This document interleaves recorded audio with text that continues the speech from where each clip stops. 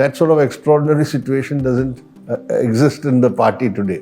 If Sitaram Yechuri was with us today, he would have had to step down in Madurai. We have come to the conclusion that we can now go to the people, confidently ask them to give a third term to the LDF again. ED is being used as an instrument by the BJP and the Modi government, and we are in principle opposed to the use of ED against any political leader in the opposition. We are not worried about what Congress does. We are talking about the basic issue. The ASHA workers are an exploited workforce. ഇപ്പോൾ കേരളത്തിലെ കോൺഗ്രസ് ഭരിക്കുന്ന UDF ഭരിക്കുന്ന പഞ്ചായത്തുകളൊക്കെ ഇപ്പോൾ ആശാ വർക്കർമാരുടെ ഓണററിയം കൂട്ടാനുള്ള ഒരു തീരുമാനമെടുത്ത് ഇന്നൊരു പ്രഖ്യാപനമൊക്കെ നടത്തിയിട്ടുണ്ട്. That's good. Let them do it. We know how much UDF vote went down in the Thrissur parliamentary constituency. Where does that vote go to?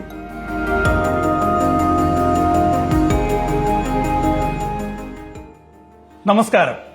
CPIM-ന്റെ 24ാം party Congress മധുരയിൽ നടക്കാൻ പോകുകയാണ്. അതേക്കുറിച്ച് സംസാരിക്കാൻ CPIM ദേശീയ കോർഡിനേറ്റർ പ്രകാശ് കാരാട്ട് ഇപ്പോൾ റിപ്പോർട്ടർ ടിവിയോടൊപ്പം ചേരുകയാണ്. നമസ്കാരം കോമ്രേഡ്. Thank you. ഇതുവരെ പാർട്ടി എടുത്തിട്ടുള്ള പൊളിറ്റിക്കൽ ലൈനിൽ നിന്ന്, ടാക്ടിക്കൽ ലൈനിൽ നിന്ന് എന്തെങ്കിലും ഒരു വലിയ ചേഞ്ച് മധുരയിലെ പാർട്ടി കോൺഗ്രസിൽ വരാൻ പോകുന്നുണ്ട്? There is not going to be any major change in the political tactical line because the national political situation remains basically the same. That is, we have BJP as the ruling party, there is the Modi government, there is the RSS and the Hindutva forces who are on the offensive. Therefore, the central task or slogan is to isolate and defeat the BJP. This was the line we propagated in the last party congress also. But the difference will be on the emphasis. In this party congress, we'll be emphasizing the need to strengthen or increase the strength of the CPIM at the all India level, because that is necessary also to fight the BJP effectively. Comrade, 75 വയസ്സ് പ്രായപരിധി ഇപ്പോൾ കർശനമാക്കുകയാണ്. അപ്പോൾ 75 വയസ്സ് പ്രായപരിധി കർശനമാക്കുമ്പോൾ polit ബ്യൂറോയിൽ നിന്ന്, കേന്ദ്ര കമ്മിറ്റിയിൽ നിന്ന് വളരെ കഴിവുള്ള, ഇപ്പോഴും ആക്റ്റീവായി നിൽക്കുന്ന ഒരുപാട് നേതാക്കൾ മാറി നിൽക്കേണ്ടി വരും. പ്രത്യേകിച്ച് കോമ്രേഡ് പിണറായി വിജയൻ, കോമ്രേഡ് പ്രകാശ് കാരാട്ട്, ബൃന്ദ കാരാട്ട്. അപ്പോൾ ഇത് പാർട്ടിക്ക് ഗുണം ചെയ്യും. എന്തെങ്കിലും തരത്തിലുള്ള ഇളവ് ഈ ഒരു പ്രായപരിധി കാര്യത്തിൽ ഉണ്ടാകും? Well, we brought in this age limit fixed at 75 during the Kannur Congress last time, and it was implemented at all levels in the party. 75 is the age limit for the central committee. In the states, we said you can fix lower. So some states even fix 72. So our experience has been by and large positive. That is, it does not mean that the leaders or cadres who are relieved from committees cease to work. They will continue to work, and we will give them suitable work also, given their experience and their capacities. But we also have to renew the party leadership by bringing in new people. So every 3 years, some people will step down and some people will come into the leadership in the committees.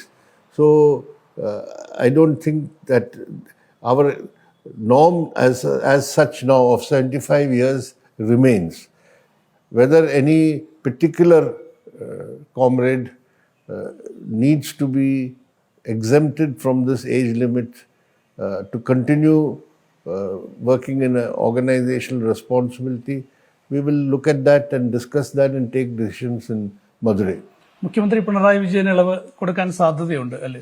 Last time we did it because main thing is that he is the chief minister, and that is a position which is not a party position alone. So he has to look after the administrative the whole state, and therefore he needed to be in the leadership. So this time also we'll discuss the matter. Party general secretary സ്ഥാനത്തും അതുപോലെ ഒരു ഇളവിന് സാധ്യതയുണ്ടോ? General Secretary, there's a different criteria. That is, we have a 3-term limit. It's not age. If you have completed 3 terms, then that person cannot continue again as General Secretary. So that's a different standard. If the age limit, while a person is serving as General Secretary, he crosses the age of 75, that can also apply. But generally, we stick to the 3-term limit. അപ്പൊ general സെക്രട്ടറിയായി സഖാവ് No, വരില്ല. I have done 3 terms. In the Constitution, it is not permitted. Constitution says at all levels, from General Secretary to the local committee secretary, 3 terms, unless there is some extraordinary situation, a special situation which requires a special decision. For that, a procedure is laid out. But that sort of extraordinary situation doesn't exist in the party today. പക്ഷെ എന്നാലും സീതാറാം യെച്ചൂരിയെ പോലെ ഒരു നേതാവിന്റെ അഭാവമുണ്ട്. അപ്പോൾ general secretary സ്ഥാനത്തേക്ക് അതുപോലെ ഒരു സ്റ്റേച്ചറുള്ള ഒരാളെ കൊണ്ടുവരിക എന്നൊരു ചാലഞ്ച് അല്ലേ? Well, that situation would have been there anyway. If Sitaram Yechuri was with us today, he would have had to step down in Madurai because he would have completed his 3rd term. So some other person anyway would have come as General Secretary. So the idea is that there has to be periodical renewal of the party leadership. Comrade, what is your assessment about Kerala? കേരളത്തിൽ CPIM 3-ാം തവണയും അധികാരത്തിൽ വരും എന്നൊരു പ്രതീക്ഷ പാർട്ടിക്കുണ്ടോ? അതിനായുള്ള ഒരു നീക്കമാണോ party നടത്തുന്നത്? In our recently held state conference in Kollam, we have discussed this matter, and after a thorough discussion of our political and organizational work in the party, we have come to the conclusion that we can now go to the people, confidently ask them to give a 3rd term to the LDF again. And the grounds for that have already been created. So we are confident that we can go to the people in the next assembly election asking that the people give a 3rd mandate to the LDF. കേരളത്തിൽ പിണറായി വിജയൻ സർക്കാരിനെതിരെ ഒരുപാട് allegations പ്രതിപക്ഷം ഉയർത്തുന്നുണ്ട്. Comrade Pinarayi വിജയനെതിരെയും അദ്ദേഹത്തിന്റെ മകൾ വീണയ്ക്കെതിരെയും ഒക്കെ തന്നെ വലിയ ആരോപണം ഉയർത്തുന്നു. ED കേസെടുക്കുന്നു, അന്വേഷണവുമായി മുന്നോട്ട് പോകുന്നു. പാർട്ടി എങ്ങനെയാണ് ഈ ഒരു സാഹചര്യത്തെ വിലയിരുത്തുന്നത്? That's what we are confident of our work and record, and the people of Kerala will judge us on that basis. As far as ED case are concerned, our party does not accept any ED case against any political leader in the opposition. Unlike the Congress party, where when their leaders are attacked by ED, then they shout. But they say, let the ED be used against others, like Pinarayi Vijayan here or Kejriwal in Delhi. We don't adopt those double standards. For us, in principle, ED is being used as an instrument by the BJP and the Modi government, and we are in principle opposed to the use of ED against any political leader in the opposition. കേരളത്തിൽ കുറച്ച് ദിവസങ്ങളായി ആശാ വർക്കർമാരുടെ സമരം നടക്കുന്നുണ്ട്. CPIM-ഉം സർക്കാരും പറയുന്നത് ഇതൊരു politically motivated protest ആണെന്നാണ്. CPIM central party ഇതിനെ വിലയിരുത്തിയിട്ടുണ്ടോ? ഇത് ഒരു അവസാനിപ്പിക്കേണ്ട സമരമാണ്. All that I know is when I was in Kollam during the state conference, we were reported about this struggle of the ASHA workers, and the main point is this is a central scheme, and the demands that they are raising now, except for payment of arrears, which is the state government's responsibility, the other demands should be directed against the state government. They should be struggling against the state government, and we would like extend full support to that. Congress ഇതൊരു വലിയ പ്രതിപക്ഷ സമരമായി ഏറ്റെടുക്കുകയാണ് കേരളത്തിൽ. Kerala knows how struggles are conducted, how political parties take position. So we are not worried about what Congress does. If we are talking about the basic issue, the ASHA workers are an exploited workforce because they don't have the status of being employees or workers. And therefore, the basic demand is correct, but that demand has to be directed against the central government because they are the authorities who have brought the scheme. ഇപ്പൊ കേരളത്തിലെ കോൺഗ്രസ് ഭരിക്കുന്ന UDF ഭരിക്കുന്ന പഞ്ചായത്തുകളൊക്കെ ഇപ്പോൾ ആശാ വർക്കർമാരുടെ ഓണററിയം കൂട്ടാനുള്ള ഒരു തീരുമാനമെടുത്ത് ഇന്നൊരു പ്രഖ്യാപനമൊക്കെ നടത്തിയിട്ടുണ്ട്. That's good. Let them do it. കേരളത്തിലും പശ്ചിമ ബംഗാളിലും അടുത്ത വർഷം തെരഞ്ഞെടുപ്പ് വരാൻ പോവുകയാണ്. പാർട്ടിയെ സംബന്ധിച്ച് വളരെ പ്രധാനപ്പെട്ടതാണ്. ആരായിരിക്കും കേരളത്തിൽ CPIM-നെ ഇടതുപക്ഷത്തെ നയിക്കുക? പിണറായി വിജയൻ തന്നെയായിരിക്കുമോ? ഒരുപക്ഷെ പാർട്ടിക്ക് ഭൂരിപക്ഷം കിട്ടുകയാണെങ്കിൽ പിണറായി വിജയൻ സഖാവ് തന്നെയായിരിക്കുമോ മുഖ്യമന്ത്രി? That we have not discussed that matter. as far as elections are concerned, there's still time for us to work out our election strategy and all other associated matters. We'll do it at that time. CPIM-ന്റെ സംസ്ഥാന സമ്മേളനത്തിൽ മുഖ്യമന്ത്രി പിണറായി വിജയൻ അവതരിപ്പിച്ച നവകേരള രേഖ വലിയ തോതിൽ വിമർശിക്കപ്പെടുന്നുണ്ട്. CPIM-ന്റെ ഒരു policy ചേഞ്ചായി പലപ്പോഴും വിമർശകർ പറയുന്നുണ്ട്, പ്രത്യേകിച്ച് സ്വകാര്യവൽക്കരണത്തിന്റെ കാര്യത്തിൽ, പ്രൈവറ്റൈസേഷന്റെ കാര്യത്തിൽ.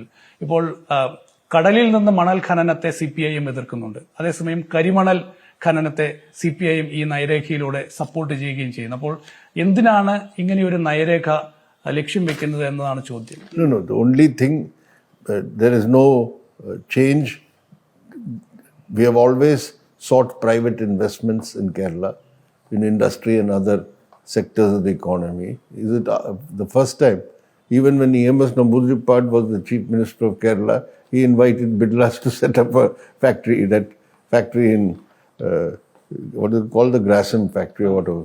So we are living in a country where there is a capitalist economy. Kerala cannot build socialism alone within Kerala. So there will be the capitalist economy, industry, other sectors which are capitalist. In that, there will be capitalist economy investment. So all we are saying is, given the Kerala's particular situation, we would like to have certain types of industries, etc., which are suitable for the environment and ecology of Kerala. We have now talked about knowledge economy and knowledge industries. So we think these are more suitable. We are not ruling out private capital in that. Critics are pointing out a new thing is, we have said certain public sector undertakings, PSUs. In Kerala, there's a very good record of the LDF having turned around many state public undertakings which are loss-making into profit-making. Not now, from the time of even V.S. Achyutanandan's government at that time. We have continued with that process. But we find that there are some units which cannot be revived. They are beyond revival. In the sense, you cannot, whatever resources you pump into it, the type of enterprise it is, it cannot be revived. So we are saying that let some private sector participation come into it so that they can try to modernize it or revamp the thing. That's only case of few enterprises. And if they are continue to run, it's only a drain on the government's resources because nothing productive is going to develop. And this is not a new thing. In West Bengal, left front government's time, 34 years, after 20 years, same issue had come up about certain public sector undertakings. And so we said you prioritize those which are unproductive, which have no value for the West Bengal's economy or society. Try to. അത് വലിയൊരു പ്രശ്നമായില്ല. Tata nano plant ഒക്കെ No, that's a new, fresh investment. I'm talking about public sector undertaking. Here in this document in Nava Kerala, they have said that certain public sector enterprises which cannot be turned around and revived, we will invite private sector participation. കേരളത്തിൽ കോൺഗ്രസ് പ്രധാനമായും ആരോപിക്കുന്നത് CPIM-ന് BJP-യുമായി രഹസ്യ ധാരണയുണ്ട്. അതിന്റെ ഭാഗമായിട്ടാണ് തൃശ്ശൂരിൽ സുരേഷ് ഗോപി ഇത്തവണ വിജയിച്ചത്. And that's all these discussions we know has happened. We know how much UDF vote went down in the Thrissur parliamentary constituency. Where did that vote go to? How did it come down? So that's not the point. The point is the political thing. The Congress party in Kerala does not show the same priority that BJP is the main enemy. Because otherwise they would not be, use the ED against the chief minister or against leaders of the LDF. For them, that's the enemy number one is still the LDF in Kerala. BJP-യുടെ വോട്ട് ഷെയറും വലിയ തോതിൽ കേരളത്തിൽ കൂടുന്നുണ്ട്. ഇപ്പോൾ കഴിഞ്ഞ ലോക്സഭാ തെരഞ്ഞെടുപ്പിലും BJP വലിയ തോതിൽ വോട്ട് ഉയർത്തിയിട്ടുണ്ട്. CPIM-ന്റെ പരമ്പരാഗത വോട്ടുകളിൽ തന്നെ വലിയൊരു ശതമാനം BJP-യിലേക്ക് പോയി എന്നാണ് വിലയിരുത്തപ്പെടുന്നത്. ഇതിനെങ്ങനെയാണ് പാർട്ടി നേരിടുന്നത്? This has been analyzed in our Lok Sabha election review. We have noted that the BJP has gained some more percentage of vote, and where there has been some, not much, but some pockets, some erosion of our vote, we have looked into it and suitable our political and organizational tactics or methods we have worked out to counter this. BJP വലിയ താല്പര്യമാണ് ഇപ്പോൾ കേരളത്തിൽ കാണിക്കുന്നത്. ഇപ്പോൾ Rajeev ചന്ദ്രശേഖറിനെ BJP കേരളത്തിലെ സംസ്ഥാന In പ്രസിഡന്റായി the whole of South, they're trying to make headway. You see, not only in Kerala, even in Tamil Nadu, in Telangana, etc., they're trying. So that is for them to do. It's not our job is to counter them. ഈ പശ്ചിമ ബംഗാളിൽ തെരഞ്ഞെടുപ്പ് റിപ്പോർട്ടിങ്ങിനിടയിലൊക്കെ കേട്ടൊരു വാക്ക് BJP ജയിച്ചാലും തൃണമൂൽ കോൺഗ്രസ് ജയിക്കാൻ പാടില്ല എന്ന് CPM വർക്കർമാർ പറയുന്നത് കേട്ടിട്ടുണ്ട്. No, that's wrong. കേരളത്തിലും അങ്ങനെ No, that there our decision is we fight both. We don't fight only one. So there is no question of us saying that BJP win. In fact, after the last election, the BJP chief of West Bengal said because of the left we lost some seats because we took away a chunk of votes which they thought they can get. So BJP's tally came down in the last Lok Sabha elections in West Bengal, and in a few seats where they lost the election, you'll find our vote has gone up. Thank you, comrade.